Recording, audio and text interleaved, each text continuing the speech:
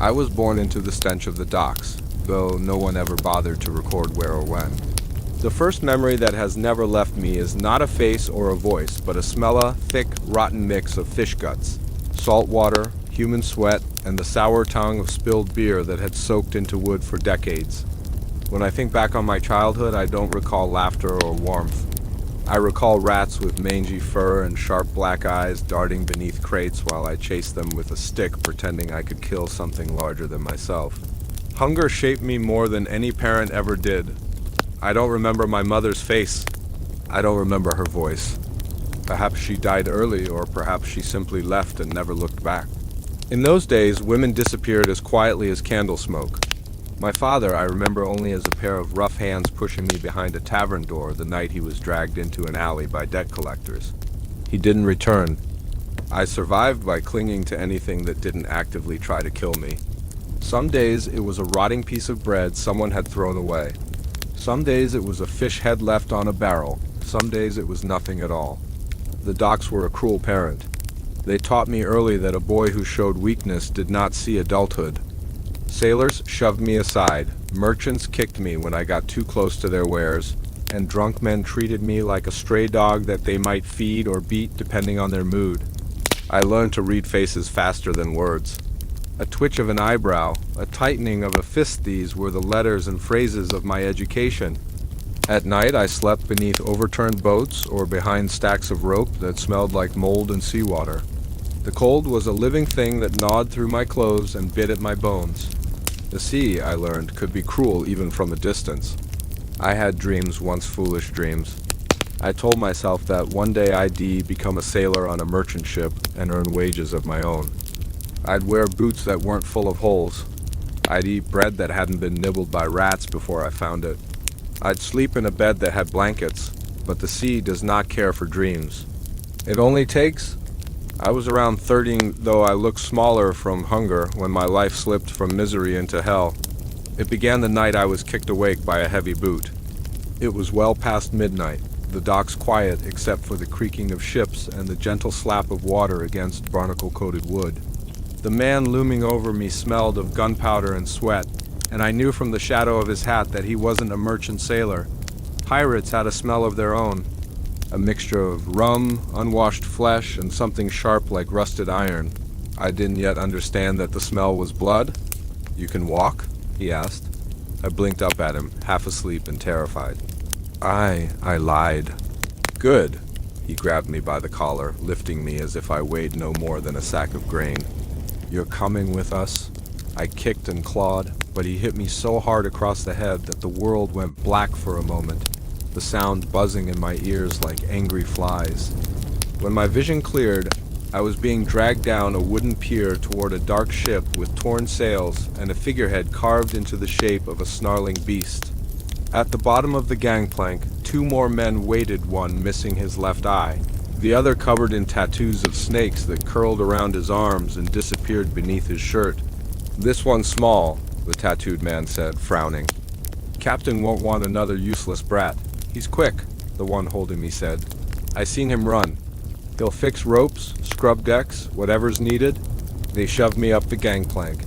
I stumbled, nearly falling into the water. The ship loomed above me like a great wooden coffin. "Name?" the one-eyed man asked. I hesitated, unsure if giving the truth mattered. "Nathan," I whispered. "Not anymore," he said. "On this ship, you're just boy, learn quick or die. Makes no difference to any of us." And then they pushed me down into the hold. The darkness hit me first thick, suffocating. Then the smell. Stale sweat, mold, and something rotten that reminded me too much of death. My stomach clenched. "Another one?" A voice muttered from a far corner. "How many boys they need?" I crawled toward the sound and made out small shapes in the gloom, 3 boys around my age. All dirty, all hollow-cheeked, all looking at me with a mixture of pity and resignation. "They take us," one of them said, "when they need hands too small to slip into the masts. Or bodies too young to protest working to death. Or to feed the sharks when they need to scare each other." Another whispered. I didn't sleep that night. Every time I closed my eyes, the ship creaked, chains rattled, someone coughed, and the whole world felt like it was rocking me toward my grave. When dawn came, the hatch above us opened with a violent crash, and sunlight stabbed into my eyes. A massive man with a braided beard and arms like tree trunks stood above us. "Up, rats!" he barked. "Captain wants to see the new one." Hands grabbed me and pulled me onto the deck. The brightness overwhelmed me, but slowly the shapes hardened into reality. I saw the grim faces of pirates, scarred, sunburnt, missing fingers, ears, eyes. Not one looked kind, not one looked sane. And then I saw the captain. He was tall, but not as broad as some of the others. His coat was long and black, embroidered with faded silver thread. His hair was tied back, and a long scar cut across his cheek, disappearing beneath his collar. But it was his eyes that froze me gray, cold, and utterly empty. He looked me over the way a butcher eyes a piece of meat. "How old are you?" he asked. 13, I said, though I wasn't certain. "You'll work. If you don't work, you'll bleed. If you bleed, you'll die. If you die, we throw you to the waves and find another BR." A sudden shout interrupted him. "Sails on the horizon!"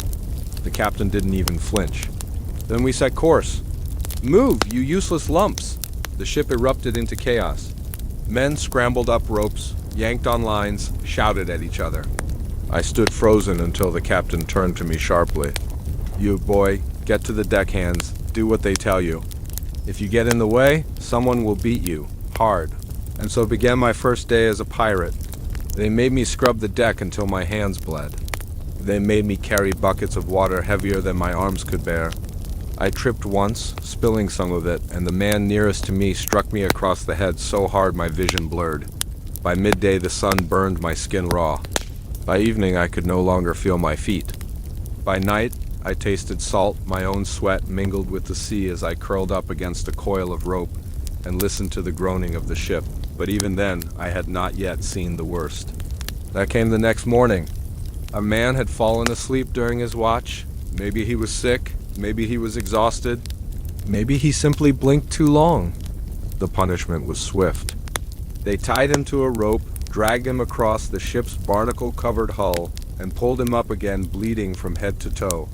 I heard him scream until his voice broke. I saw flesh hanging from his back like torn cloth. The captain didn't watch with fascination or disgust.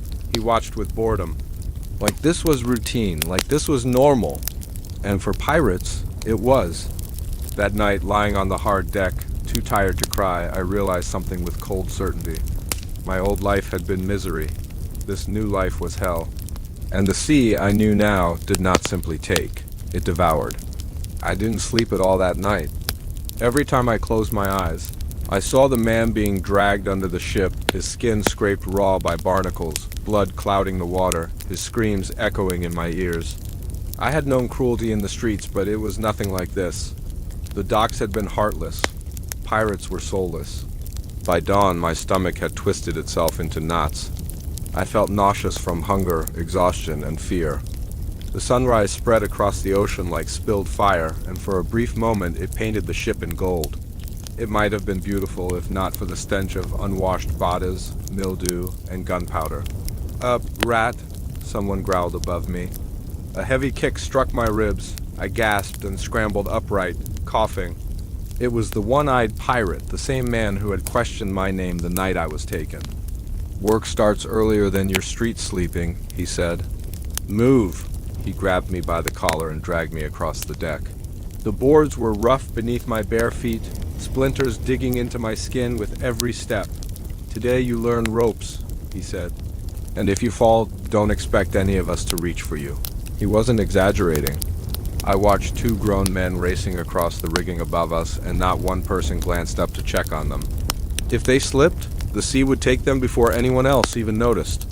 The wind had picked up, and the ship rolled beneath my feet. I hadn't yet found my sea legs. Every tilt and sway made my stomach churn. I clung to the rail, trying not to look pathetic. Pirates hated weakness. They fed on it. "Get up there," One-Eye barked, pointing toward the lowest part of the rigging. "What? Now?" I stammered. He shoved me toward it.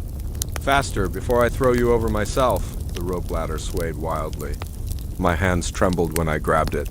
My legs shook so badly I thought they might give out beneath me. "Climb," he growled, so I did. The higher I went, the colder the wind grew. My fingers burned from gripping the coarse rope. Below, the deck seemed impossibly far away. The ocean stretched out endlessly on all sides, as if ready to swallow me whole. A gust made the rope swing, and for a moment I slipped. Instantly, I heard laughter below. "Look at the little worm dance," someone shouted. "Bet he drops before midday." I gritted my teeth and forced myself higher. Every muscle in my arms screamed. My hands were already blistered from scrubbing the deck the day before. Now they rubbed raw against the rope. When I reached the mid-level spar, I clung to it like a terrified barnacle. "Good," one I shouted from below. "Now move sideways." "What?" I tried to shout back, but the wind stole my voice. "Sideways," he repeated, cutting through the noise. "Get across the beam." The beam was barely wider than my foot. I looked down again, stupid, and my breath froze. The deck was a dizzying patchwork of shadows and movement. If I fell, I would break more than bones. The pirates didn't care. I forced myself along the beam, one trembling step at a time. The wood vibrated softly beneath my feet. The world tilted. My vision swam. Don't fall, don't fall, don't fall. When I finally reached the mast and touched it, breathless and shaking, a cheer rose from below. But it wasn't encouraging, it was mocking. "Suppose he won't die today after all." "Disappointing." Should have shoved him off myself. I made my way down slowly, every limb trembling. When my feet finally hit the deck, the relief that washed through me was so strong that my knees buckled. But one eye grabbed me before I collapsed. "You did well enough," he said grudgingly. "Didn't cry, didn't freeze up, didn't piss yourself." I tried to straighten up. "I can do better." His mouth twitched, not a smile, but something like surprised amusement. "You better," he said. "Captain hates weak ones." He turned away, but I caught a glimpse of what lay beneath his harshness, a flicker of pity. It was faint, but it was there. Pity on a pirate ship was dangerous. If the others saw it, they'd beat it out of him. I didn't mention it again. The day dragged on, hour after hour of labor. I hauled rope until my shoulders burned. I scrubbed the deck again, even though it was already cleaner than most of the men. I fetched water, fixed knots, and carried messages back and forth across the ship. I barely ate. The meal was a crust of hard bread so tough I had to soak it in water for nearly an hour to make it chewable. It tasted like mold and seawater, but it was food and I had starved too often in my life to refuse it. As the sun dipped toward the horizon, turning the ocean red, I finally allowed myself to breathe. My whole body shook with exhaustion. That was when the bell rang. A sharp, metallic clang that cut through the air like a blade. Every pirate dropped what they were doing. The entire deck erupted into shouts. "Ship to the east! Get the guns ready!" "Move, you sluggards!" I froze. My heart pounded against my ribs like it wanted to break free. One eye grabbed my arm. "You boy, follow me." He dragged me to the rail and pointed. At first I saw nothing. Then I squinted. A shape emerged through the haze, a distant ship, its sails catching the dying light. "Merchant vessel, by the look," One Eye muttered. "Small crew. Good cargo." My mouth went dry. Are we going to attack them?" He gave me a look as if I'd asked whether water was wet. "That's what pirates do, boy." My stomach turned. I had never seen a raid. I didn't know what to expect. Stories I'd heard whispered in taverns came back to me, stories of blood, fire, screaming. The captain strode across the deck like a man born to command storms themselves. "Ready the guns," he ordered. "Bring her starboard." "No prisoners unless I say." His eyes flicked toward me briefly. Cold, disinterested, deadly. "Boy," he called, "you stay near the mainmast unless otherwise ordered. If you run, I'll gut you myself." I swallowed hard and nodded. The crew sprang into action. Gun ports opened. Cannons rolled into place. Powder monkeys boys, no older than I was, scurried back and forth carrying charges. Their faces were pale. "Don't drop the powder," one man warned a younger boy, "or we'll all be meeting the sea gods tonight." The wind shifted.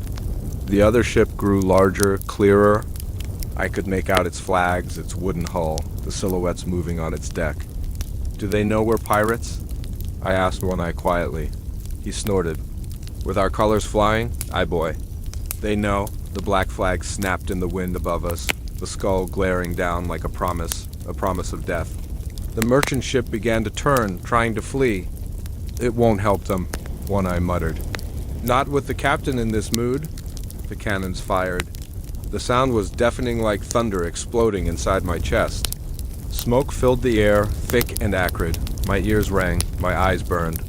When the smoke cleared, I saw the merchant ship shudder from the impact. Again, the captain roared. More gunfire. More smoke. The other ship began to list. Men on its deck shouted and scrambled. Parts of the railing splintered apart. Then the order came that froze my blood. Board her. The pirates roared with savage excitement. Grappling hooks flew across the gap between the ships, clanging onto the merchant vessel. Planks slammed down, forming makeshift bridges. I watched as the crew surged forward like wolves descending on prey. Stay here, One Eye warned me. Stay out of sight, but from where I stood I could still see. The first man across the plank plunged his cutlass into the chest of the closest merchant sailor. The poor man dropped instantly. Blood sprayed across the planks. Another pirate swung his axe and cleaved a man's arm clean off. Screams filled the air, metal clashed, bodies thudded. Blood pooled. I couldn't look away. I had seen violence on the streets, but this was slaughter. A world where mercy had drowned long ago. I gripped the mass so hard my fingers went numb. My gut lurched. I thought I might vomit, but I forced it down. If the pirates saw weakness, they'd beat me for it. Minutes felt like hours. The chaos seemed never-ending. Finally, a horn blew. The fighting subsided. The pirates dragged survivors onto the deck, beaten, bloodied, trembling. I counted 8. The captain looked them over. Take the cargo, he said calmly. Kill the rest, the prisoners screamed, begged, cried for mercy. The captain turned away before the first blade fell. I flinched with every cry. When it finally ended, the sea was quiet again. The ship's deck was not. Boy, One Eye said, his voice grim. Welcome to pirate life. I didn't feel welcome. I felt sick, hollow, broken, and there, amid the blood, the smoke, and the dying light of the sun, I realized something that never left me. This life wasn't just horrible, it was damned. I didn't sleep after the raid, not even for a breath. The screams, the blood, the look in the captain's eyes when he ordered the killings. I replayed it all again and again, each memory sharper than any blade on the ship. I pressed my forehead against the cold wood of the mast and tried to steady my breathing, but the deck still smelled of iron and smoke. Even when the sea breeze swept across the rails, it couldn't wash away the stench of death. When the last body had been thrown overboard, some with curses, some with prayers, the crew fell into their own rhythms. Some drank, some feasted on stolen food, some bragged about who they had killed, some laughed. But there were others, quieter ones, who sat alone staring at nothing. Men whose eyes held storms as violent as the ones that battered our sails. Not all pirates enjoyed killing, but none refused to do it. Survival wasn't about choices out here. It was about obedience. Morning came slowly, dragging a heavy fog across the water. The sun was a pale, weak thing barely visible through the mist. The sea was calm, too calm, like a predator waiting for its moment. I was still sitting near the mast when One Eye approached me with a tin cup of water. You look like you've seen a ghost, he said. I saw worse. He nodded. Good, means you understand now. My throat tightened. Understand what? That this life isn't about bravery or glory. It's about how long a man can survive before the sea takes him. I sipped the water. It tasted like rust and stale wood, but it washed the dryness from my mouth. One Eye leaned against a crate, rubbing his jaw as if thinking about something weighty. You did well yesterday, he said. You stayed still. You didn't scream. You didn't try to run. I couldn't move, I admitted. That's the same thing, he said. Fear keeps you alive. Don't forget that. I looked at him properly then. His empty socket was covered by a patch, but the scar around it dipped and twisted like melted wax. It didn't look like a clean wound. It looked like something clawed his face. How? How did you lose your eye? I asked before I could stop myself. He let out a low breath, the kind that carried years of memory behind it. "Another raid?" he said. "A long time ago. Young fool of a cabin boy on the other ship tried to be a hero. Stabbed me with a broken bottle." He tapped the patch lightly. "He died minutes later. Brave, stupid lad." "Did it hurt?" I whispered, when I barked a sharp laugh. "Boy, everything hurts on a pirate ship." He stood then, dusting off his coat. "Finish your water. Captain wants all hands ready. We're headed toward Tortuga." Tortuga. I'd heard the name only in curses whispered by merchant sailors. A place of debauchery, lawlessness, disease, and violence. A place where pirates melted into the shadows and surfaced only to cause more misery. To me, it sounded like a nightmare. We sailed for 2 days, the wind sometimes kind, sometimes cruel. I learned quickly that the sea never stayed the same for long. Some hours it was calm as a glass window. Others it was restless, slapping the hull with rising waves that made the entire ship groan. During that time I learned my place low as it was. I scrubbed the deck, I carried water, I coiled ropes. I polished pistols and ammo. I washed blood out of planks with sand until my hands blistered and bled. The crew noticed me, though I wish they wouldn't. Pirates didn't need reasons to be cruel. Boredom alone was enough. "Look at the rat," one man said, flicking his knife at me, though it landed inches away. "Runs fast." "Maybe we should race him against the ship rats." Another liked to smack the back of my head whenever he passed, laughing at how I stumbled. A few ignored me completely, which I preferred. But not all the men were monsters, not entirely. There was Elias, a quiet sailor with a limp, who once slipped me a piece of salted fish when he thought no one was looking. He didn't speak much, but he didn't hurt anyone unless ordered.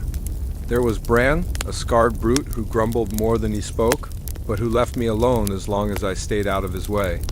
Then there was the powder monkey little Tom who couldn't have been older than 10. His eyes were always wide, always frightened. The only time he didn't look terrified was when he slept, but even then his dreams were restless. We exchanged glances often, though rarely words. A shared understanding existed between us, one born from fear, not friendship. "Keep moving," one eye would remind us. "If you stop working, someone will give you something worse to do." He wasn't wrong. On the third day, after hours of work beneath a blistering sun, the heat became unbearable. My shirt stuck to my skin, my hair was stiff with sweat. My hands shook from exhaustion. But then it got worse. Clouds darkened the sky with unnatural speed. The sea changed from blue to a deep, brooding green. The wind shrieked through the sails like a wounded animal. "Storm!" Someone shouted. Men ran across the deck in a frenzy. The ship tilted violently as waves slammed against the hull. Rain began before I even felt it, first a few droplets, then a roaring sheet of water that soaked me instantly. "Boy, get below!" "One," I shouted. I shook my head stubbornly. "I can help." He glared at me. "You'll only get in the way." Before either of us could say more, the ship lurched sideways. I lost my footing and slammed into the rail. Pain shot through my shoulder, and for a terrifying moment I felt myself tipping toward the churning sea. One Eye grabbed my shirt and yanked me back. "Below! Now!" I didn't argue again. The hold was chaos barrels rolled, ropes swung wildly, crates toppled. Tom, the powder monkey, clung to a beam, his face pale with terror. I crawled to him and grabbed another beam as the ship pitched violently. Thunder exploded overhead like cannon fire. The entire ship rattled. Water seeped through cracks in the hull. Tom looked at me with trembling lips. Are we gonna sink?" I swallowed hard. "I don't know." We held on as the ship battled the storm. Every minute felt like an hour. The groaning of the wood was like a dying animal. The air smelled of damp rope, fear, and old mold. I prayed, but not to any god. I prayed to the sea itself, begging it to spare us. Eventually, after what felt like an eternity, the thunder softened, the waves calmed. The ship steadied. One Eye opened the hatch. Rain dripped from his beard. His patch was soaked. "Storm's past," he said. For now, the "now" hung heavy in the air. We crawled onto the deck. Men were tying ropes, patching tears in the sails, and checking for damage. Bran was muttering angrily as he hammered a plank back into place. The captain stood near the helm, barely damp, his expression unchanged, as if the storm had been nothing more than an inconvenience. "Set course as planned," he ordered. "We'll reach Tortuga within 2 days." And just like that, the crew returned to their tasks. But the storm had changed something in me. For the first time, I understood that pirates weren't simply cruel men. They were men who lived on the edge of death every single day, and death had no favorites on the sea. The next night was eerily quiet, too quiet. The wind died. The sails hung limp. The ocean was as still as dark glass. Not a ripple disturbed its surface. "Dead calm," Elias muttered. "Never trust it." I didn't understand at first. Then I did, because in the stillness, in the silence, I heard something, a distant splash, then another, then nothing. One eye walked to the rail and leaned forward, squinting into the deepening darkness. "What is it?" I asked softly. He didn't answer, he just stared. I moved closer and looked down. At first I saw only the black water. Then the water moved. Shapes, massive, slow, silent, drifted beneath the surface. Darker than the sea, deeper than the night. They moved like shadows with purpose. And then I saw the fin, huge, triangular, cutting through the water with terrifying grace. Sharks, dozens of them, circling our ship, waiting. A chill went through me that had nothing to do with the night air. "They follow ships like ours," One Eye said quietly. "They know bodies fall often. Are they here because of us?" I whispered. One Eye exhaled slowly. "Aye, boy. They smell blood." My stomach twisted violently, and I backed away from the rail. I had survived storms, I had survived the raid, but seeing those shadows moving beneath the waves, it was then I understood a truth even more horrifying than anything else. The sea itself wanted us dead, and one day it would take its due. I didn't sleep the night after we captured the merchantman. The others snored in damp hammocks or on coils of rope, but I sat on the lower deck with my back against a leaking beam, listening to the slow groaning of the hull as if the ship itself complained about what we had done. My hands still smelled of gunpowder and singed rope. Every time I closed my eyes, I saw the man on the enemy deck the one who had dropped his cutlass, lifted both hands, and stared at me as if I decided the shape of his death. I had pretended not to see him. Whether someone else killed him or he found a way to escape, I never learned. But guilt is a persistent thing. It drips into the mind like water into rotten wood. At dawn, the quartermaster kicked my boot and told me to get above deck for rationing. His face was scarred from nose to jaw, like someone had once tried to peel him open. "Eat," he said, handing me hardtack. "You'll need it." Storms coming. Storms at sea were different from storms on land. They didn't arrive. They swallowed.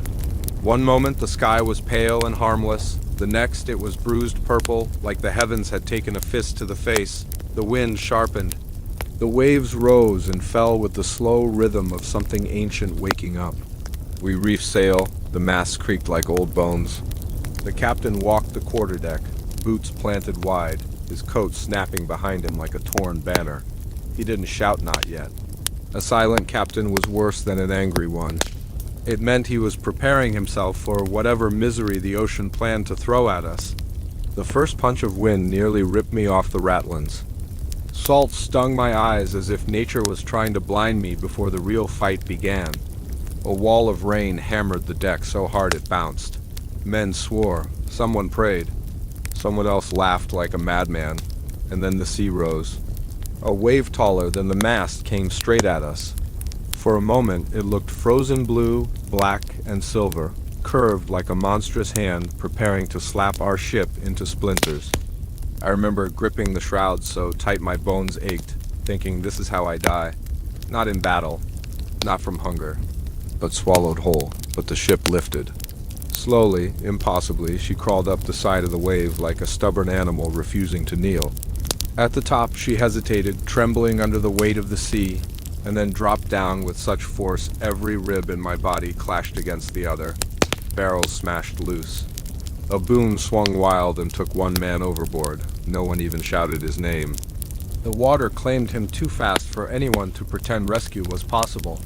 I kept climbing and tying and climbing again, fingers numb, muscles screaming.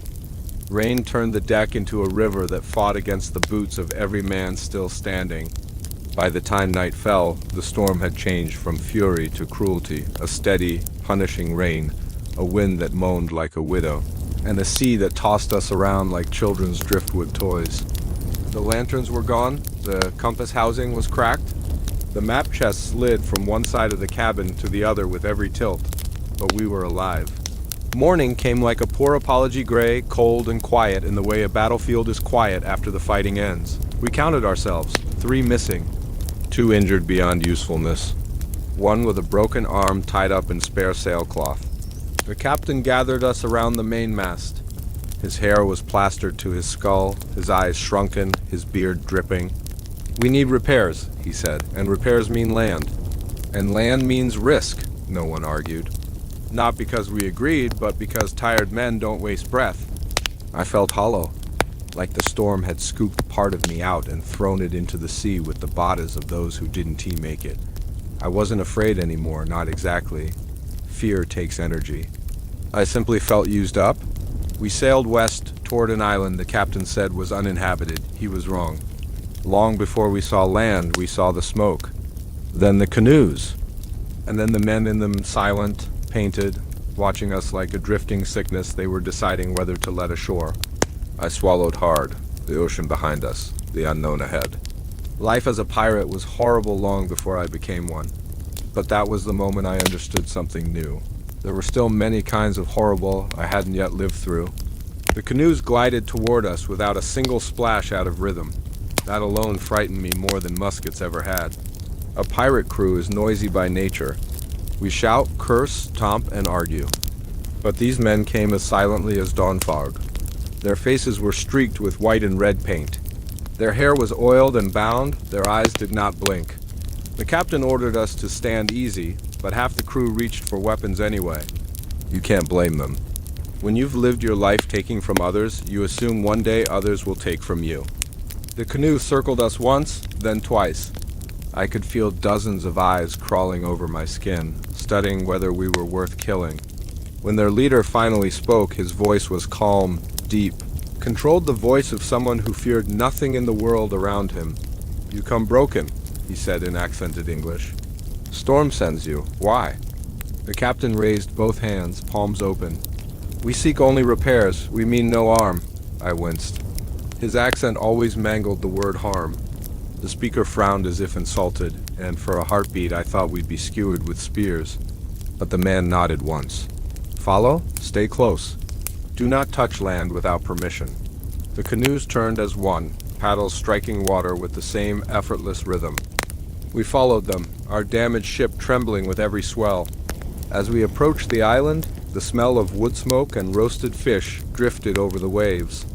After weeks of salted meat and moldy biscuits, the scent nearly brought tears to my eyes. The shoreline appeared black volcanic rock, sharp as broken glass in some places, smooth as polished bone in others. Behind it rose dense forest, thick enough to hide 1,000 eyes. A wooden platform jutted into the water, clearly built for smaller boats, not for a ship our size. We anchored close enough for rowing boats, far enough not to scrape the hull. The islanders waited in alignment in the center, women behind them, children peeking from behind tree trunks. They were armed, though not aggressively, spears upright, bows slung across backs, more watching than threatening. We were instructed to come ashore with only tools, not weapons. The captain agreed. We lowered a boat and climbed in. I remember how the water near the platform turned crystal clear, so clear I could see fish weaving between the rocks. Strange how life thrives everywhere, even where death feels close. When my boots touched the wooden platform, I felt the island watching me, not the people, the island itself. The air was thicker, warmer, almost heavy with meaning I didn't yet understand. The leader approached us again, but his expression had softened. "Storm Island," he said. "Many ships come, many ships die. You... not dead yet?" "That's comforting," I muttered. He heard me, of course he did, and gave a smile so small it barely existed. "We help you fix ship, you keep peace. That is all." They led us through a narrow path into the forest. Leaves whispered overhead. The ground was soft with fallen petals and moss. Strange birds made clicking noises like coins tapping on wood. I felt far from everything, far from sea, far from home, far from the law, far from the man I used to be. Their village sat in a clearing where sunlight spilled through like gold dust. Huts made of woven palm fronds and wood, fires burning in deep pits. Smoke drifting slowly, lazily, like it had nowhere else to go. Children watched us with wide eyes. A woman handed me a clay cup of something warm and bitter. I drank it out of respect. It tasted like crushed bark and smoke, but it also lit a strange warmth inside my chest, as if it carried strength. "Drink slow," she said softly. Too fast and heart runs away. A few of our men laughed and immediately drank too fast. Their coughing echoed through the clearing. Even the children giggled. For a moment, just a short, stolen moment, the world felt almost normal. It felt like maybe, for the first time in my life, I had stepped somewhere untouched by the ugliness I carried with me. But nothing in a pirate's life stays peaceful long. In the distance, beyond the tree line, drums began to beat. Slow at first, then faster. Every islander froze. The leader turned his head sharply, listening. The captain whispered, "What is that?" The leader's jaw tightened. "Trouble," he said. "Trouble that follows the storm." He looked at us, his eyes no longer calm, no longer soft. "You brought danger to our island," my stomach dropped. And for the first time since the storm, I wished I had been the one swept overboard. The drums grew louder, echoing through the forest like a heartbeat that didn't belong to the island. The ground seemed to hum with each thud.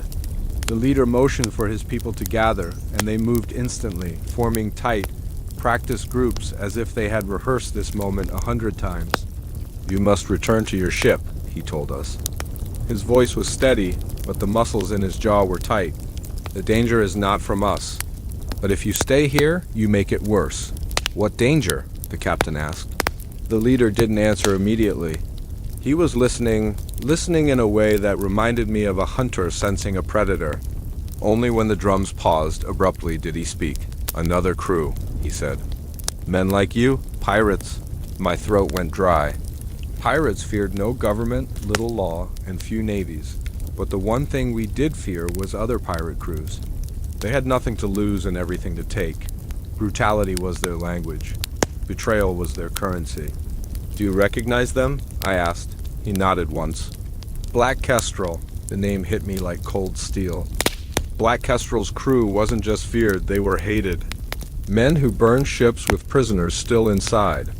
Men who carved messages into the flesh of captives. Men who believed terror was worth more than gold. If they were on this island, then fate or disaster had dragged both our ships into the same storm and spat us out onto the same cursed piece of land. The captain tried to mask his fear. "We don't want to fight." "No one wants a fight," the leader replied. "But some men bring one with them." He turned to his warriors and spoke rapidly in their language. They nodded, vanished into the trees, and reappeared carrying bundles of spears and hide shields. Something about the way they moved, organized but silent, made me think they'd fought pirates before. I felt a sick pressure in my stomach. We were outnumbered, unprepared, and carrying injuries from the storm. If Black Kestrel's men made landfall— "We need to go," I said. "Now." The captain hesitated. Pride is a heavy anchor, and his pride was iron. "We're not running." "You're not running," I said quietly. "You're surviving," the leader narrowed his eyes. "Your ship is your only fortress. The sea is your only road." The drums changed again, no longer a warning, but a signal. A call. They had found our trail. The forest rustled with movement. Birds exploded from the trees. Even the children were hurried away, ushered into huts with doors reinforced by bone and woven rope. The leader pointed toward the path we had taken earlier. "Go, take your wounded. Keep your weapons down until you reach the beach. We will stall them." "You'll fight them?" I asked. "We will delay them," he said. "Fight, if we must."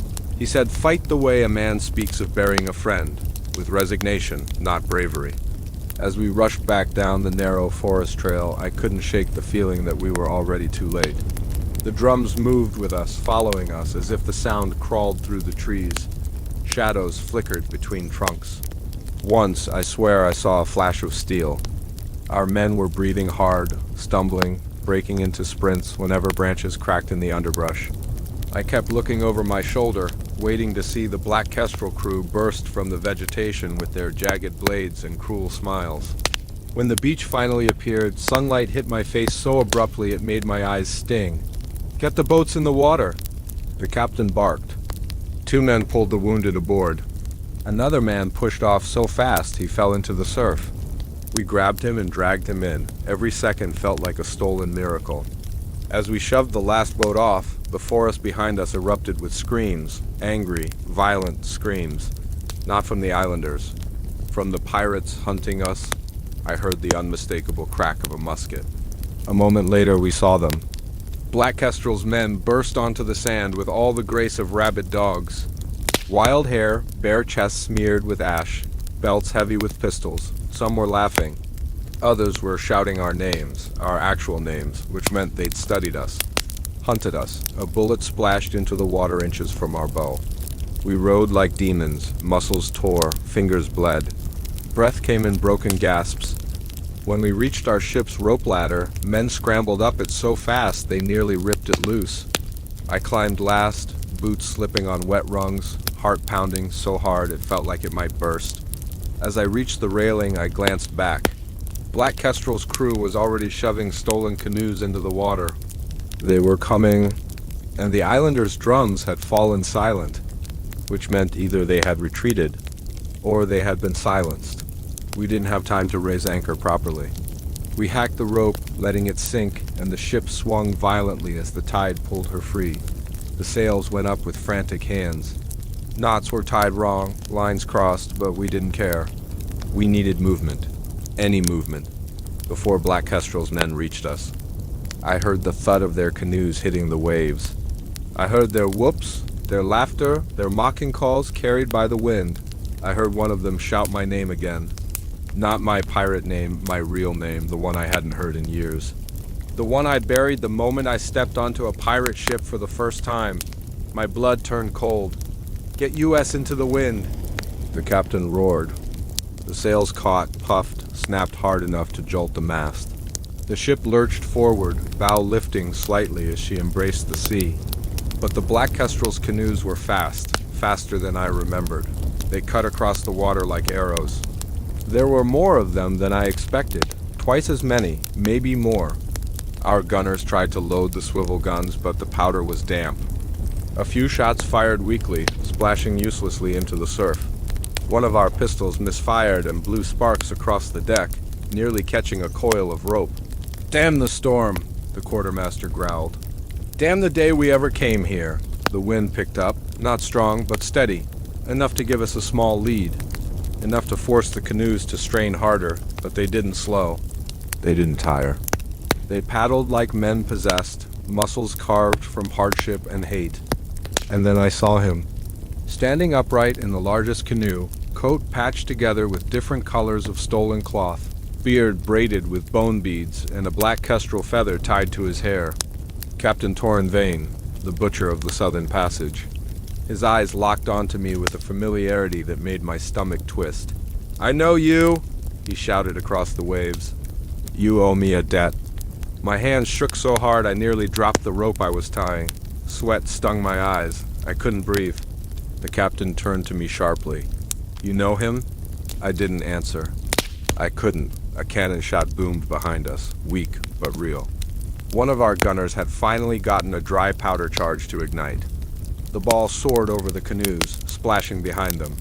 It didn't hit anyone, but it slowed them for a moment.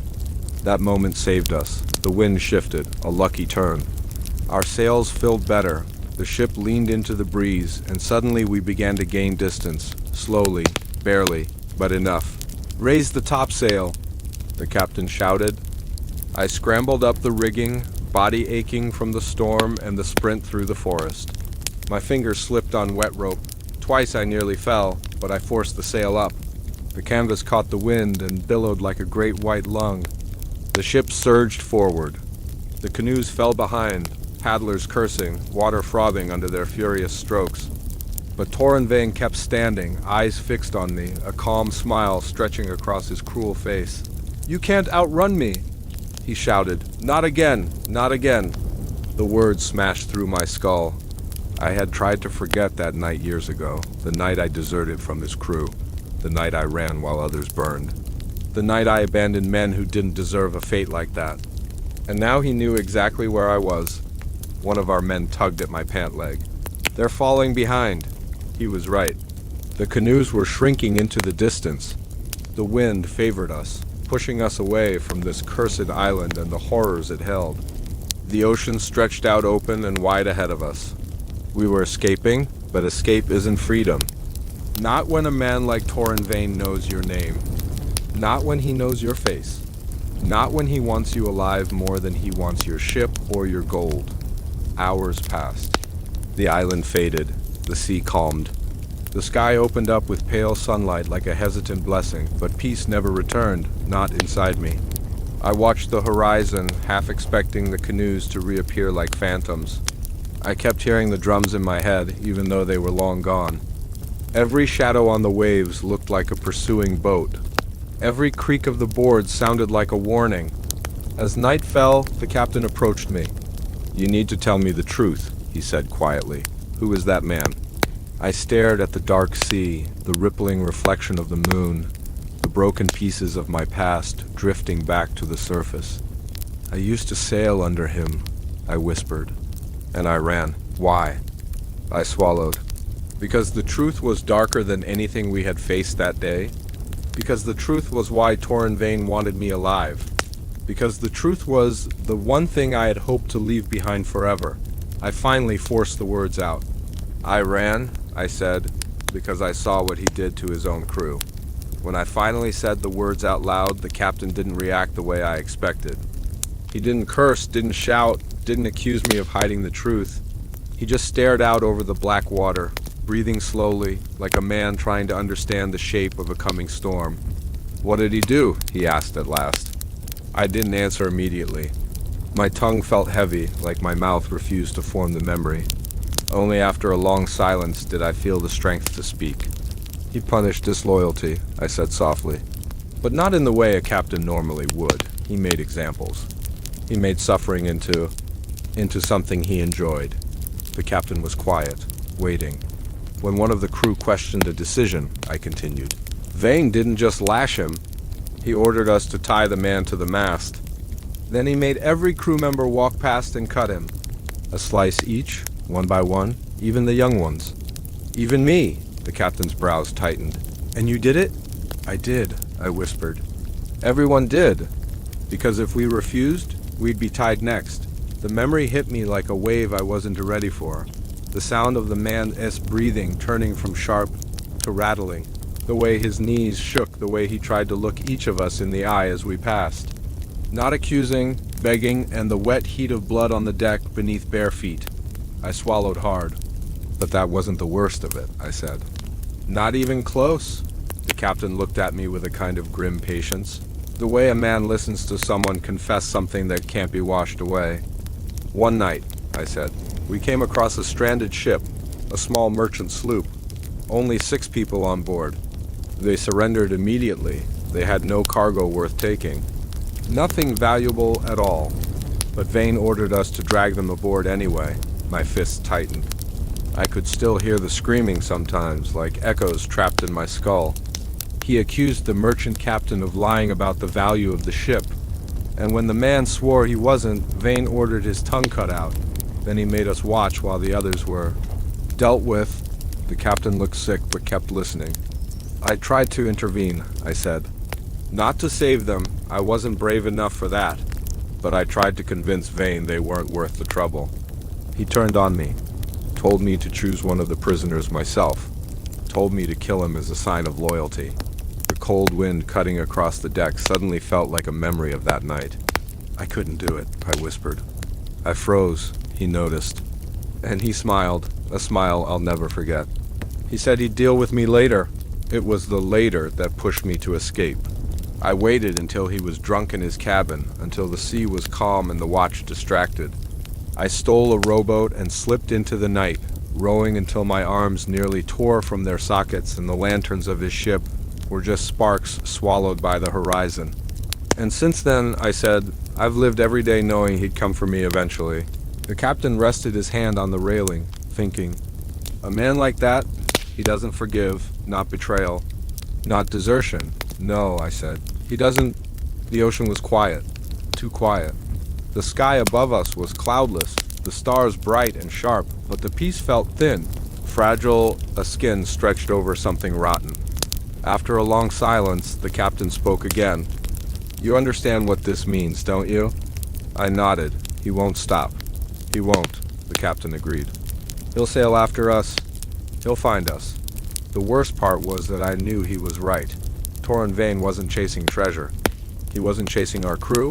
He was chasing me, and men like him never let go of a hunt. We need a plan, the captain said. Before he gathers his strength. Before he finds another ship. Before he comes at us with more than canoes. I stared out at the dark horizon, imagining those black feathered flags rising again behind us one day. Not weeks from now, but soon. He already knows who I am, I said. He knows where I am, and he knows he has you afraid. I didn't deny it. Fear was the only honest thing left in me at that moment. The captain stepped closer. Then the next time he comes for you, we make sure he doesn't leave. His words settled over the ship like a shadow, a promise, or a threat, or both. We'll need more men, he said, more weapons. In a place he'll expect us least. I forced a thin breath. Where? The captain hesitated. Then he spoke a name that made the hairs on my arms rise. Dead Man's Arch. A place whispered about in every port tavern. A place where ships disappeared? A place only fools or desperate men sought? We'll go there, he said. And we'll end this. I looked at him, the weight of fate pressing down on my bones. End it, I murmured. Or die trying, the captain gave a grim smile. In our line of work, it's often both. The captain didn't respond immediately.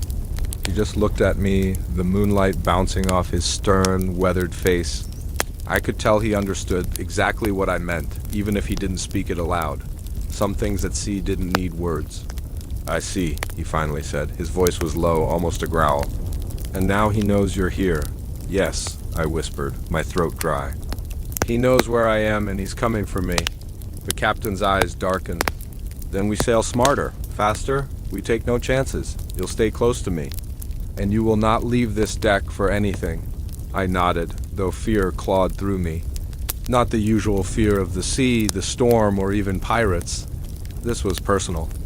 This was the kind of fear that sinks into your chest and makes your heart skip every beat. I kept watch all that night, leaning against the railing, staring into the black water, trying to imagine where he was, what he was planning, how many men he had. The wind whispered through the rigging, the ship moaned with every swell, and I felt the weight of every mistake I'd ever made pressing down on me.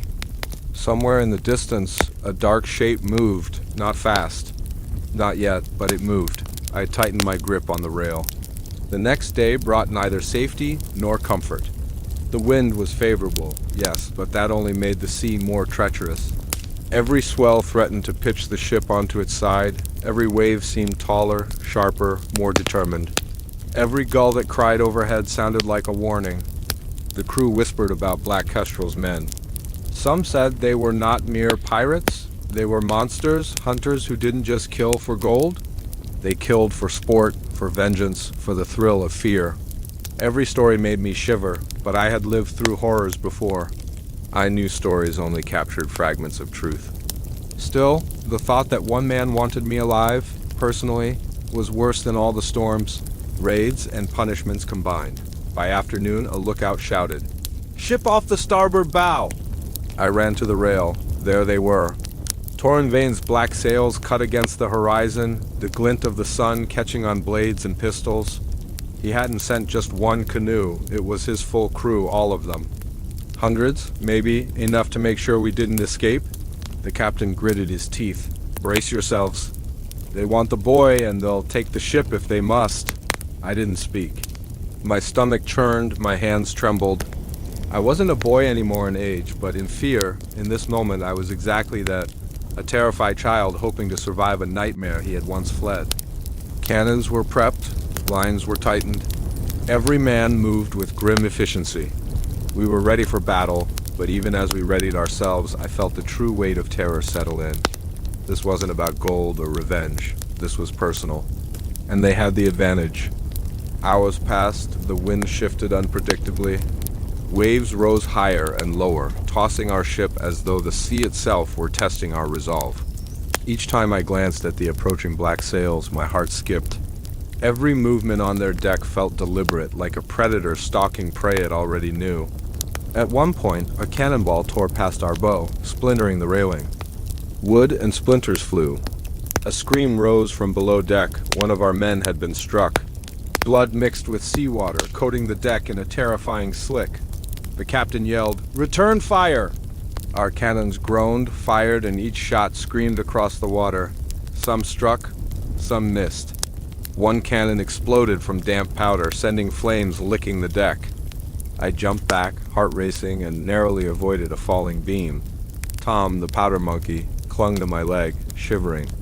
"Stay low," I shouted, my voice cracking. "Don't move!" But fear had made us all reckless. I could see men firing wildly, tripping over ropes, shouting commands over the roar of the sea and the blasts of the cannons. Through it all, Torren Vane's ship moved like a shadow, cutting through the water, ignoring waves, ignoring reason. His eyes found mine again, that cold, piercing gaze that had haunted my dreams for years. That look said everything I feared. "I will find you. You cannot hide from me." Night fell, bringing darkness that was worse than the storm. At least then you could see the waves. Now shadows swallowed everything. Shapes moved between ship masts, figures leapt from deck to deck, and every sound, every creak, splash, scream, sent a shiver down my spine. By the dim lantern light, I could see the Black Kestrel crew boarding our ship. Grappling hooks latched onto our rails. Men leapt across with terrifying agility, weapons drawn, teeth bared in cruel smiles. The captain barked orders, but chaos had taken hold. Men fought, bled, and fell into the dark water. The smell of salt, blood, and smoke filled my nostrils. My stomach heaved. I drew a dagger and held it like a child might clutch a toy sword, because in many ways it was all I had. My heart pounded, my legs shook. My hands bled from holding ropes and weapons all day, but I didn't care. I had to fight. I had to survive. I had to face him. Then he appeared, stepping onto our deck, black coat flapping, black feathers glinting, eyes like ice. "Thought you could run, Nathan?" he said, voice slicing through the chaos. "Thought you could hide?" I felt something deep inside me break, because I knew there would be no escape this time. Torren Vane stepped onto the deck like a shadow claiming the night. His boots made no sound against the wet wood, yet every man aboard felt the presence of death itself. I gripped my dagger tighter, knuckles white, trying to steady a body that trembled from exhaustion, fear, and the cold salt wind. "Thought you could run, Nathan?" he said again, and his eyes, those sharp, piercing black eyes, bore straight into mine. "Thought you could hide? You belong to me?" I didn't answer. My throat was too dry, my mind too numb. All I could do was watch, paralyzed, as his crew poured across our deck, grappling hooks swinging, cutlasses flashing. The fight erupted in chaos. Men screamed, wood splintered, powder flares illuminated frantic faces in bursts of orange and white. Blood sprayed, bodies slammed into railings and deckboards, and the smell of salt and iron filled the air so thickly I could barely breathe. I ducked behind a coil of rope as a pirate lunged at a friend. The friend screamed, fell sideways, and hit the deck with a sickening thud. I swallowed the bile that rose in my throat. The fight wasn't fair. It never had been, and I knew it never would be. Black Kestrel's crew had trained their entire lives for this moment, and we had only survived by luck and the favor of a storm. A figure came at me, tall, wide-shouldered, face scarred like a tree struck by lightning. I stabbed blindly, and my dagger sank into him. He cried out and fell, but more came, and I realized quickly that stabbing one did nothing when 20 approached. I had to move. I had to survive. I ran along the deck, twisting between men, ducking under swinging axes, leaping over the fallen. Sparks flew from musket fire, smoke curling around my face, my ears rang. My hands were raw from gripping ropes, weapons, anything I could use to keep myself alive. And then he was there, Torren Vane, stepping between me and the exit to the rigging. My dagger felt small, meaningless, but I raised it anyway. He smiled, a cruel, narrow smile, as if he had waited years for this moment. You ran from me once, he said. Why? Cowardice? Fear? Or did you know that even now you belong to me? I said nothing. I didn't have the strength. I could barely breathe, barely move. My whole life had led to this, a lifetime of running, hiding, obeying orders, surviving the cruelty of others, and now it ended here, on a bloody deck, face to face with the one man I had hoped never to see again. He lunged. I parried clumsily, dagger against his cutlass. Sparks flew as steel met steel. My legs shook. My arms burned. Every blow was a lesson in mortality. One slip and I was dead. You've grown weak, he said, pressing forward. But I don't care. You'll learn again, the hard way. I ducked under a swing and slashed at him blindly. I hit him, just barely, and felt the scrape of leather and skin. His eyes flared, not with pain, but with amusement. A predator playing with prey. A scream behind me pulled my attention, one of our men, thrown overboard. The water swallowed him, and for a moment the chaos stopped in my mind.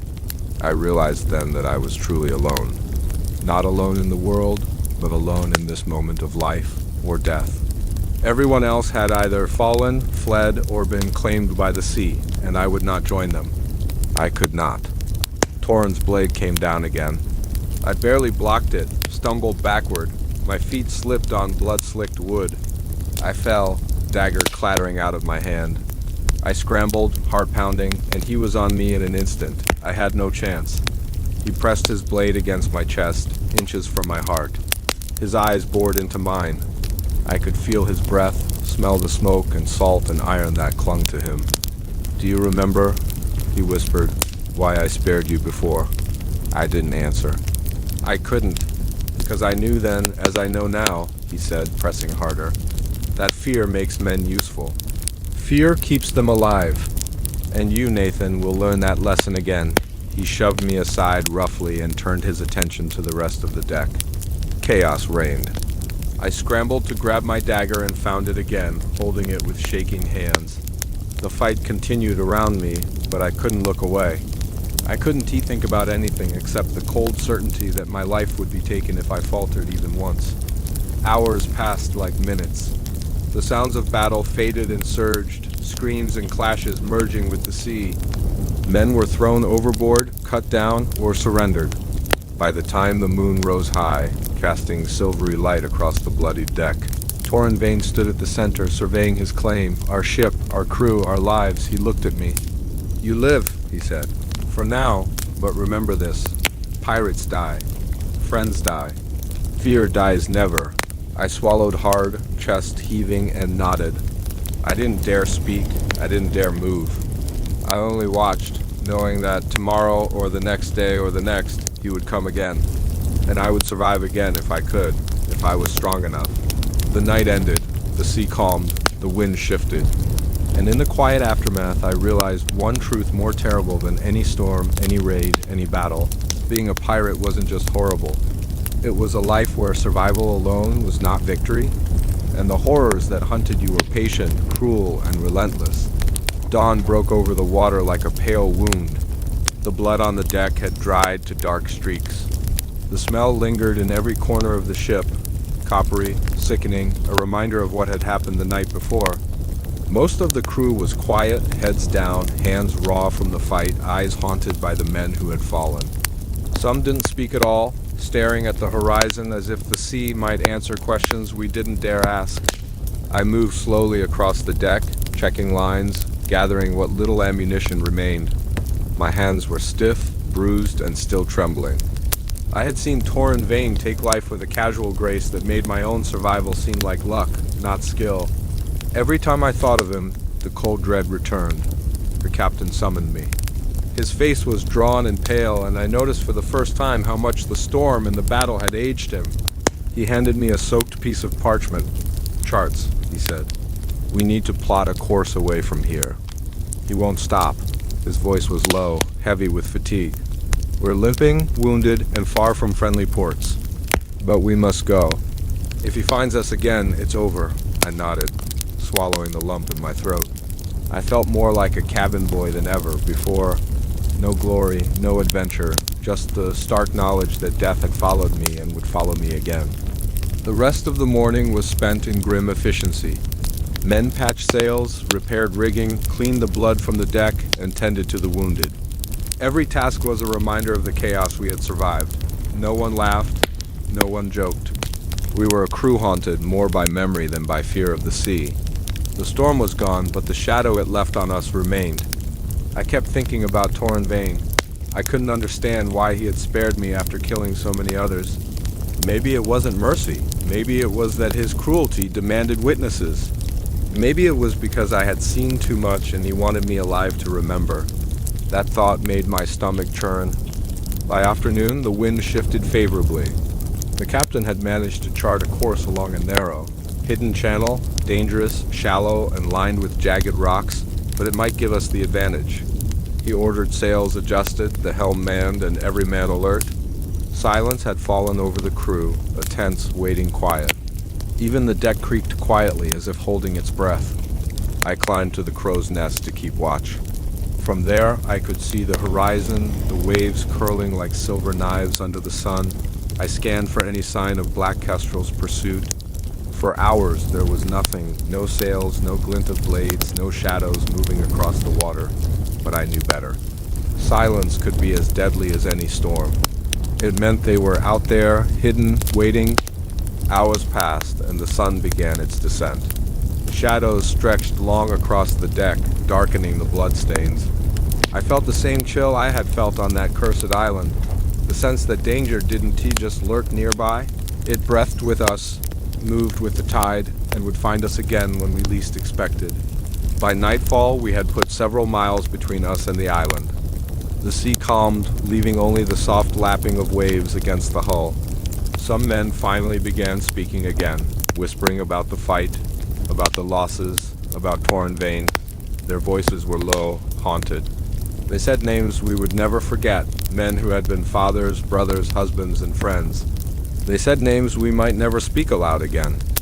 I stayed on deck, watching the black water, listening to the soft wind through the rigging. My body ached, but my mind ached more.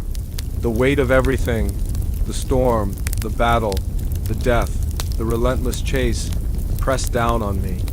I realized I hadn't felt free in months, maybe years. And yet, somehow, I was still alive. I kept thinking life as a pirate was horrible. But death was patient, cruel, and relentless. And it would catch up eventually. Still, for tonight, the stars reflected in the waves like broken mirrors, and for the first time in a long time, I allowed myself a small, fleeting thought. Maybe survival alone was enough. For now, but I knew it wasn't. The next day brought no relief. The sea looked calm, almost innocent, but I had learned to trust nothing that appeared gentle. Every swell, every shimmer of sunlight on the waves, reminded me of the storms, the raids, the blood, and Torren Vane. His shadow loomed over my life, even when he was miles away. The captain gathered the crew after breakfast. His face was grim, eyes darkened by sleepless nights. "We're heading into the Devil's Passage," he said, voice low. "It's narrow, dangerous, but it hides us from the open sea. If we can make it through without incident, we might lose him." No one spoke. The passage was infamous. Ships had been ripped apart on hidden rocks, swallowed by sudden whirlpools, or trapped by shifting tides. It was a gamble, our last one. We approached slowly, sails barely catching wind. Every man was on edge. Even Bran, usually grumbling and detached, moved with tense precision.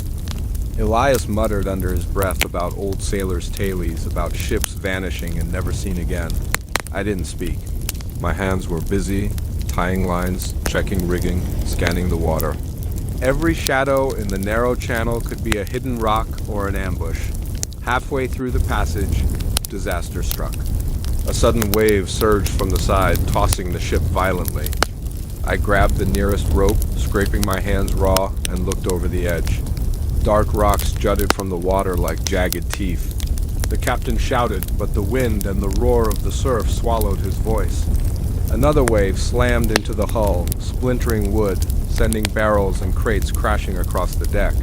Men screamed, some thrown into the water and caught only by rope or by sheer luck. I lunged to grab Tom, the powder monkey, who was sliding toward the edge. His small hands clutched mine, eyes wide with terror. "I don't want to die," he screamed. "You're not dying." I shouted, though my voice was shaking. "Hold on." The ship groaned under the strain. Every turn of the rudder, every adjustment of the sails, could mean life or death. The Devil's Passage lived up to its name. Currents twisted and churned unpredictably. Rocks lurked just below the surface, waiting to tear our hull apart. And all the while, the horizon outside the channel could hide a dozen pursuers. Hours passed like minutes. The narrow passage seemed endless. Every wave, every gust of wind, every screech of a gull reminded me of the fragility of our existence.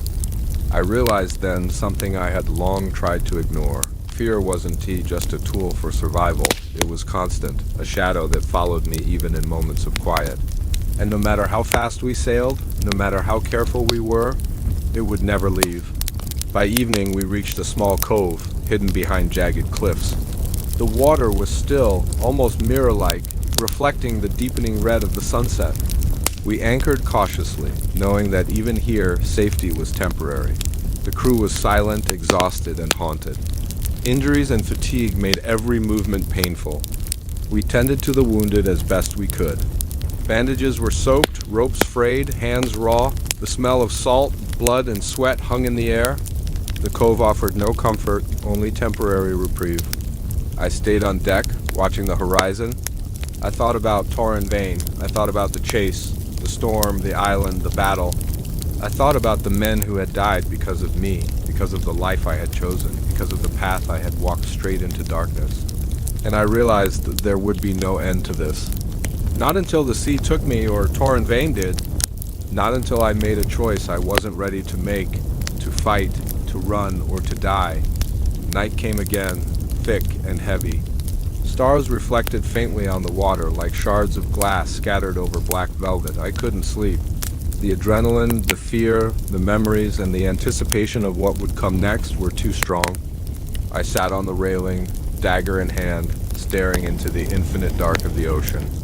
Somewhere, far behind us, I knew black kestrel sails cut across the horizon, waiting for their moment. I could almost hear Torren Vane's voice in the wind. "You cannot hide. You cannot run." I shivered, not from cold, but from the truth. A pirate's life wasn't about adventure, treasure, or glory. It was about survival. And survival was a constant, merciless struggle against men, against nature, against the shadows that lived inside you. I gripped the railing tighter. The night was silent but heavy with promise. Tomorrow or the day after, the hunt would resume. And I would face it, just as I had faced everything else, or I would die trying.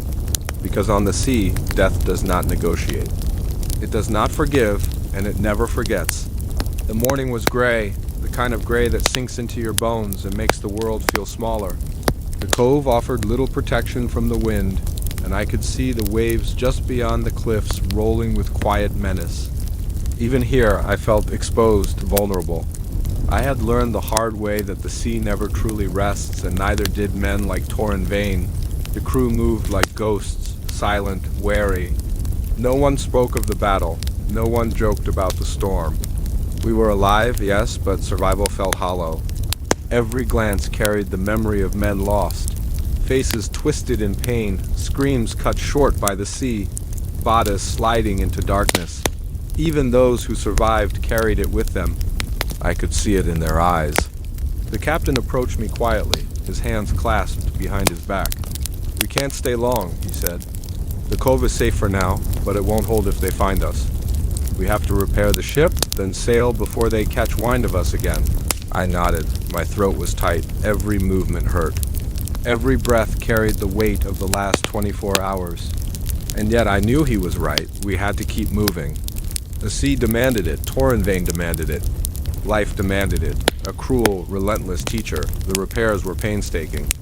We worked in silence, hands raw, muscles trembling.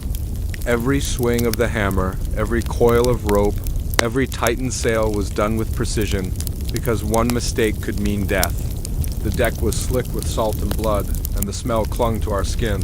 I could taste it in my mouth. It was everywhere a constant reminder that survival was never free. I found myself thinking of Torren Vane constantly. The memory of his black coat, the glint of his blade, the way he had stared into my eyes during the fight, it haunted me. I couldn't escape it. Not here, not at sea, not anywhere. Even when the sun rose, even when the wind calmed, even when the waves were gentle, I could feel him closing in. By afternoon, the ship was patched enough to move. The sails were repaired, the rigging tightened, and the cannons cleaned and ready. The captain gathered the crew. "We sail tonight," he said. "Under cover of darkness, we make for the northern shoals. They'll have trouble following us there. If we can make it, we might lose them." No one cheered, no one smiled. We were too aware that the shadows would always follow. I kept my eyes on the horizon, scanning for the slightest hint of sails. Every ripple in the water made my heart jump. Every bird in the sky seemed to be a scout for some unseen threat. I felt hunted because I was. As night fell, the wind shifted. The sky darkened and the waves rose slightly, carrying a rhythm that felt like a heartbeat, slow, steady, inevitable. We cast off from the cove, sails catching the wind, hull cutting through the water. The ship groaned under the strain, but we moved. We were alive for now. Hours passed in tense silence. Every shadow, every sound made me flinch. I couldn't rest. I couldn't let myself forget.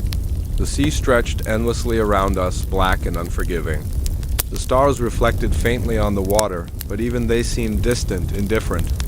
My mind wandered to every mistake I had ever made, every life I had taken or let be taken, every betrayal and every fleeting victory. And I realized that the sea and men like Torren Vane had a memory as long as the horizon. Then suddenly a sound broke the night, a faint, echoing splash. My heart leapt into my throat. I froze, listening. Another splash, then another. Shadows moved across the water, subtle, silent, precise. Torren Vane's ships were behind us. He had not forgotten. He had not slept. He had hunted, and now he closed in. The captain shouted orders. Men scrambled to the sails and the rigging. Cannons were readied. Every movement was deliberate, every breath measured.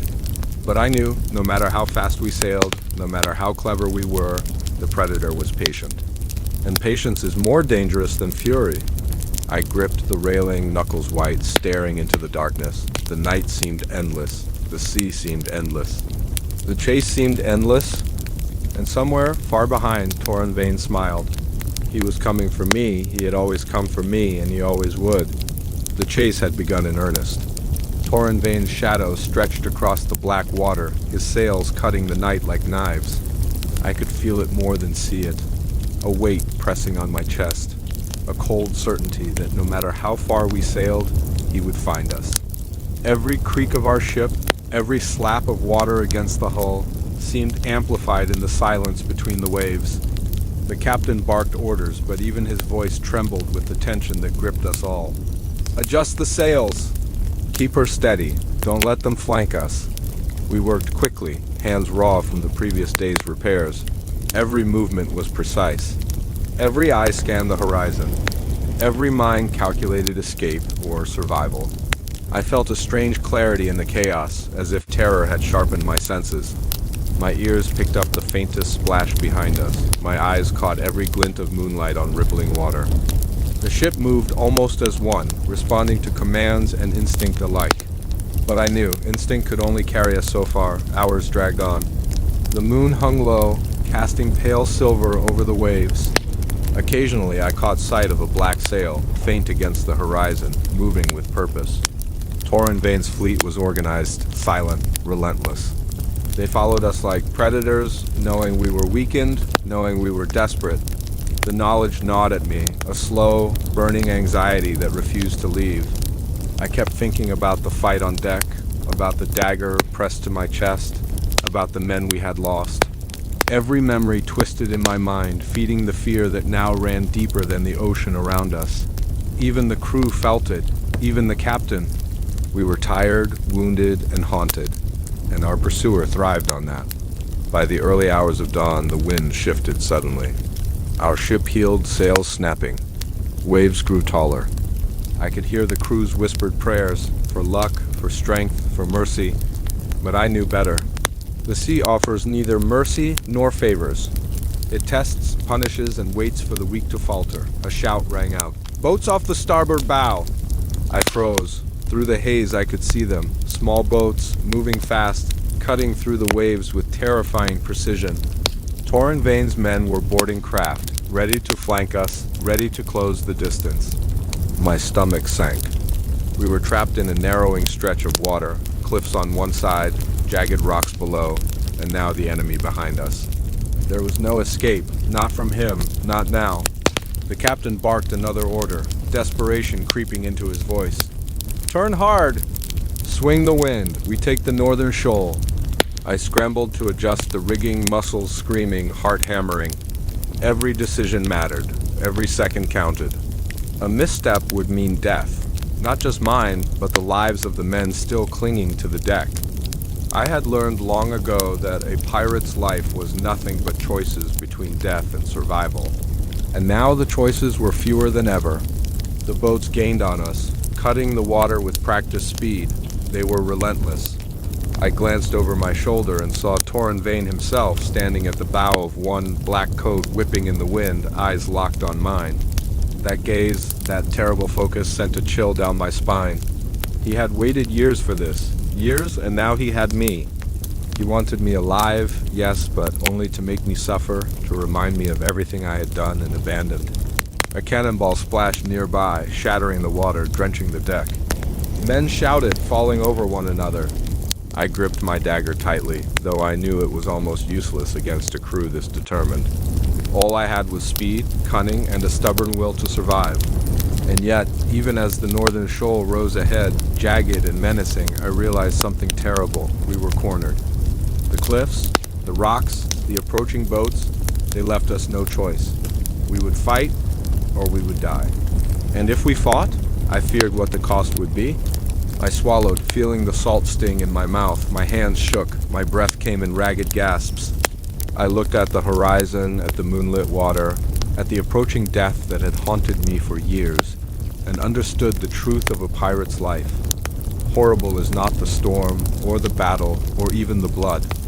Horrible is knowing that no matter how far you sail, no matter how fast you row, no one can outrun the darkness that hunts you. And I was about to meet that darkness head-on. The northern shoal loomed ahead, jagged and unforgiving, but it was our only chance. The captain yelled orders, and every hand on deck moved like clockwork, knots tying, sails adjusting, cannons readied. I clutched my dagger, sweat stinging my eyes, feeling the weight of every decision I had made in my life pressing down on me. Every choice, every betrayal, every stolen coin had led to this moment, cornered, hunted, and bloodied. Torren Vane's boats cut through the water like knives. His men, dozens of them, leapt with terrifying agility onto our deck, their boots and blades clattering. The first scream pierced the air. One of our men dragged down by the enemy, swallowed by the chaos. I ducked instinctively, blade raised, trying to anticipate the next attack. But nothing could have prepared me for the precision and cruelty of men who live only to kill. I stabbed blindly at one of Torren's men. He went down, but another appeared immediately behind him. Steel flashed, and I barely blocked a swing aimed at my head. The smell of sweat, blood, and salt was overwhelming. I could feel the pulse of the ship, the rhythm of fear, and the pounding of my own heart. The captain fought at my side, relentless, shouting commands over the roar of battle. "Hold your ground. Don't let them take the helm. Keep them from the rigging." I nodded, teeth gritted, body aching. My arms were burning, my legs trembling, but I fought anyway. Survival demanded it. Every slash of my dagger, every kick, every shove was a prayer that I would live, that someone else would live, that this nightmare wouldn't end here. A cannonball slammed into the water near our side, splashing over the deck, soaking everyone. Torren Vane laughed, a low, cruel sound that cut through the noise of the fight.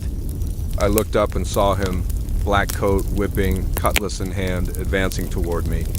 My stomach tightened. This was personal now. This was the reckoning I had tried to avoid for years. We pushed toward the shoal, navigating rocks with desperate precision. Each wave threatened to capsize us. Every misstep could mean death, crushed against jagged stone or swallowed by the sea. Yet Torren Vane's men kept boarding, relentless, their numbers seeming endless. Men I had known for years fell around me, screaming, bleeding, disappearing into the water. Each loss was a knife in my chest, a reminder that survival came with unbearable cost. Torren reached me at last. His eyes met mine, cold and cruel. "You thought you could escape me?" he hissed. I felt my resolve harden. "I didn't escape," I said, voice trembling. "I survived." "That's all I've ever done," he laughed, pressing his blade against my chest. I winced, but met his gaze. "Survival is not enough," he said. "It never is." We fought, steel clashing against steel. Sparks flew, the scent of iron and salt filling my nostrils. I was exhausted, terrified, but I could not give in. Not now, not after everything. Every muscle screamed, every nerve burned, but I kept swinging, parrying, dodging. This was life or death, not just mine, but the life of everyone left on this ship. Hours passed like minutes. The battle raged across the deck. Torren Vane moved with supernatural precision, striking without hesitation, laughing without remorse. The crew fought as best they could, but we were battered, outnumbered, and exhausted. Some fell, some surrendered. I kept moving, kept fighting, clinging to life with every ounce of strength left in me. Finally, through a combination of cunning, exhaustion, and desperate luck, we pushed Torren's men back. A miscalculation, a slip on the slick deck, and one of his men went overboard. Another grapple failed. The tide shifted just enough to help us. Torren Vane glared at me but did not retreat. His eyes promised this was far from over. He disappeared toward the remaining boats, leaving behind a single, terrifying truth. He would hunt me again, he would come, and I would not have a moment's peace. As the night finally fell silent, broken only by the groans of the wounded, and the soft crash of waves against the hull, I realized the true horror of a pirate's life. It is not the blood, the storms, or the cannons. It is the knowledge that the darkness, the fear, and the hunters never stop. It is the certainty that survival is temporary, fragile, and painful beyond words. And I was still alive for now, but the nightmare was not over. The night that followed was worse than the battle. Exhaustion should have claimed me, but my mind refused to rest. Every creak of the ship, every slap of waves against the hull felt like Torren Vane stepping closer. Even the wind seemed to whisper his name. I couldn't sleep. I couldn't even close my eyes without seeing the faces of the men who had fallen, friends, allies, strangers, all swallowed by blood and sea. I wandered the deck, dagger in hand, muscles sore and trembling. The captain sat quietly at the helm, staring into the dark water. I joined him in silence, not speaking, just breathing in the salt and the faint smoke of powder from the battle. I could feel the tension in his shoulders, mirrored in every man still awake. Somewhere deep in me, a part of my mind screamed, "We are alive, we survived." But another part whispered the truth. Survival is never enough. Not with him out there. Not with Torren Vane hunting me like a shadow that never tires. The days blurred together after that. We moved cautiously through hidden channels, avoiding trade routes, scanning the horizon constantly. Every ripple could be a scout. Every gull a signal, every shadow a predator. The crew grew quieter with each passing day, haunted by memories, injuries, and the constant pressure of being hunted. Some whispered that Torren's obsession was unnatural, that no man could bear to hunt another so relentlessly. I didn't care about reason anymore. I only cared about survival.